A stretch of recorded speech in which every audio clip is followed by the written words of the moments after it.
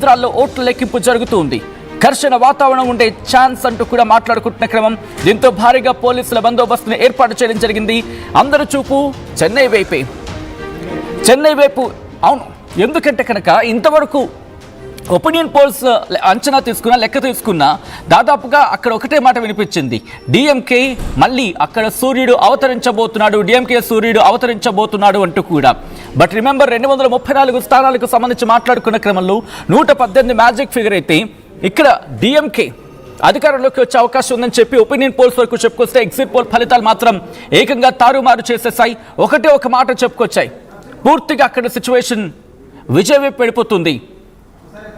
కనీసం 68 స్థానాలు, 60 నుంచి 70 స్థానాలను విజయ్ కైవసం చేసుకుంటూ ఉంటాడు. కైవసం చేసుకునే అవకాశం ఉంది. లేని పక్షంలో ఏకంగా ముఖ్యమంత్రి పదవి చేపట్టచ్చు. 92 నుంచి 120 స్థానాలకు సంబంధించి మాట్లాడుకుంటున్న క్రమం. అంటే అక్కడ 120 అనుకుందాం, 120 వస్తే అధికారాన్ని చేపట్టేస్తుంది విజయ్. ఇన్ఫాక్ట్ విజయ్ పార్టీ అక్కడ అధికారాన్ని చేపడుతుంది. లేకపోతే పరిస్థితి ఏంటి? ఒకవేళ 90 or 80 వచ్చి అనుకుందాం, అక్కడ ఏఐఏడిఎంకేతో జతకట్టి, అంటే ఆఫ్ కోర్స్ అప్పటికే భారతీయ జనతా పార్టీ, ఏఐఏడిఎంకే రెండు కూడా కూటమిలో ఉన్నాయి. అండ్ ఈ రెండు కూటములు బ్రేక్ అయ్యి, అంటే ఈ కూటమి బ్రేక్ అయ్యి ఏఐఏడిఎంకేతో ఇటు విజయ్ టీవీకే పార్టీ జతకట్టే అవకాశం ఉంది. అండ్ ఈ రెండు కనుక కూటమికి వెళితే అప్పుడు అక్కడ పరిస్థితి పూర్తిగా మారిపోతుంది. ఎందుకంటే అక్కడ ఏం జరిగినా కూడా ఒక హిస్టరీనే. ఎందుకు హిస్టరీ డీటెయిల్గా మాట్లాడుకోబోతున్నాం. తమిళనాడు ఎప్పుడూ ఒక మాట వినిపిస్తూ ఉంటుంది, సాధారణంగా ఒకరు అధికారంలో ఉంటే ఒకరు జైల్లో ఉంటూ ఉంటారని చెప్పి. అది కరుణానిధి, జయలలితకు సంబంధించి మాట్లాడుకునే సందర్భం. ఒకసారి వీళ్ళకి అధికారం ఇస్తే ఇంకొకసారి వాళ్ళకి అధికారం ఇస్తూ ఉంటారు. తమిళ ప్రజల తీర్పు చాలా వైవిధ్యంగా ఉంటుందని చెప్పి అక్కడ ప్రజలే మాట్లాడుకుంటారంటే అర్థం చేసుకోవచ్చు. అటువంటిది ఈరోజు అక్కడ పరిస్థితి మారిపోయింది. ఇంట్రెస్టింగ్ ఫ్యాక్టర్స్ బయటపడుతూ ఉన్నాయి. మాట్లాడుకునే ప్రయత్నం చేద్దాం. మా ప్రతినిధి అండ్ మా AP input editor Krishnamohan updates అందించేందుకు చెన్నై చేరుకున్నారు. చెన్నైలో ఎటువంటి వాతావరణం ఉంది అప్డేట్స్ అందించేందుకు ఇటు కృష్ణమోహన్ సిద్ధంగా ఉన్నారు. కృష్ణమోహన్తో మాట్లాడే ప్రయత్నం చేస్తాను. Krishnamohan, good morning. Morning Sachin. ఎలా ఉంది జోష్ చెన్నైలో? ఎందుకంటే అఫ్ కోర్స్ రిజల్ట్స్ గురించి మాట్లాడుకున్నప్పుడు జోష్ కనిపిస్తోంది, కానీ అక్కడ మాత్రం టెంపరేచర్ 50కో ఒక విధంగా చెప్పాలంటే 118కి చేరుకుంది అనుకోవాలి అక్కడ ఫీవర్.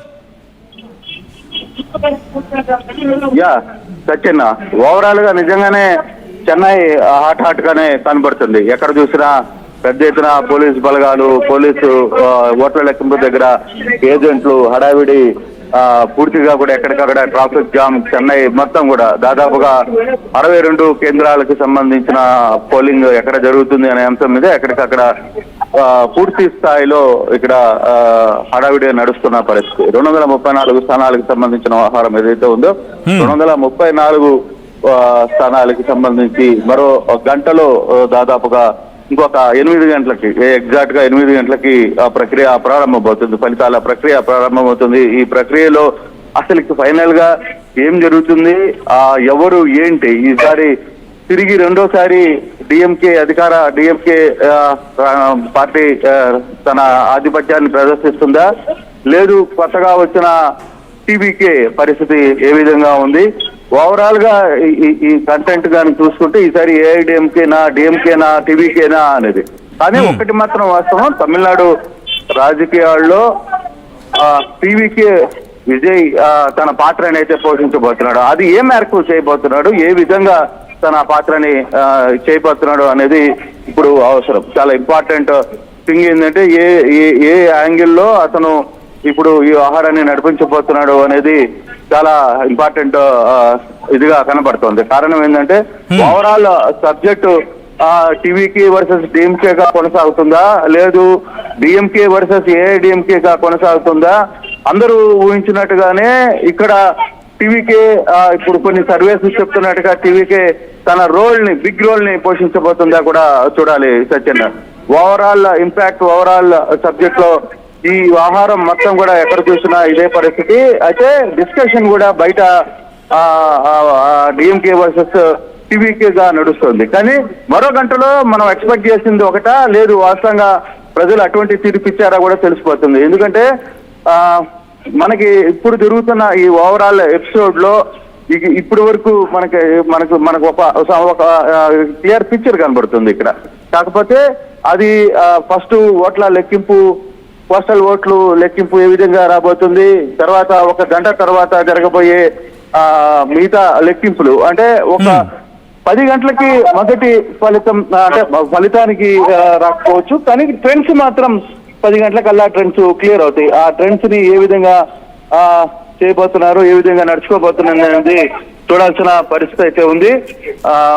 చూడాలి సత్యన్న, కొంత ఉద్రిక్తత పరిస్థితులు అయితే ఉన్నాయి. హీట్ గా ఉంది చెన్నై, నిజంగానే చాలా హీట్ గా అనిపిస్తుంది. కారణం ఏం జరగబోతుంది, ప్రజలు ఎవరి భవిష్యత్తును నిర్ణయించబోతున్నారు, ఏ విధంగా దీన్ని ఉండబోతుంది అనేది చాలా క్లియర్ గా చెప్తున్న పరిస్థితి అయితే కనబడుతోంది. చూడాలి.